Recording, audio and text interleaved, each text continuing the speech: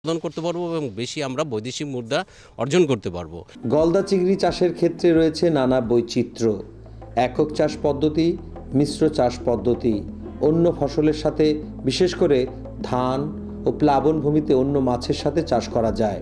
বিদেশে গলদা চিংড়ি রপ্তানির পরিমাণ দিন দিন বৃদ্ধি পাচ্ছে। 2010-11 সালে রপ্তানির পরিমাণ ছিল প্রায় 800 টন, যা গেল বছরের তুলনায় বেশি, এবং মোট চিংড়ি রপ্তানির প্রায় 17%। গলদা চিংড়ির উচিত মূল্যে বিদেশে রপ্তানির ক্ষেত্রে রপ্তানিকারক ও বর্তমান সরকারের বলিষ্ঠ ভূমিকা রয়েছে। সঠিক প্রক্রিয়ায় প্রক্রিয়াজাত করে দূষণমুক্ত চিংড়ি রপ্তানি করলে দেশ বিপুল পরিমাণ বৈদেশিক মুদ্রা অর্জন করতে পারবে।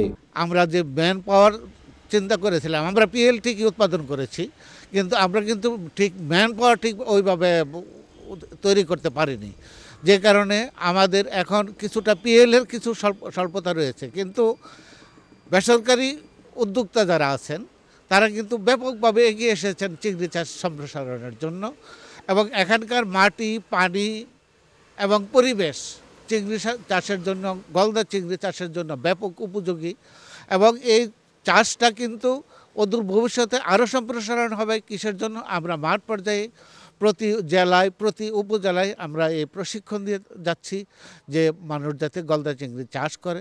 কারণ এই আমরা যেটাকে বলি সাদা স্বর্ণ, সামুদ্রিক বলেন, আমাদের ইনল্যান্ডের যে গলদা চিংড়ি বলেন, এটা কিন্তু বিদেশে প্রচুর চাহিদা রয়েছে, কারণ এটা আমরা অর্গানিকভাবে তৈরি করি।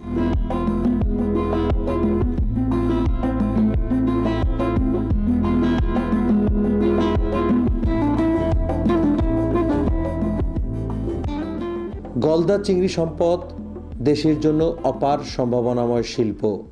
দেশের প্রায় বেশিরভাগ স্বাদু পানির জলাশয়ে এই চিংড়ি উৎপাদন হয়। এর জন্য প্রয়োজন আরও বেশি সরকারি ও বেসরকারি পর্যায়ে পৃষ্ঠপোষকতা। তবেই এই শিল্প থেকে দেশ সমৃদ্ধির পথে এগিয়ে যেতে পারবে।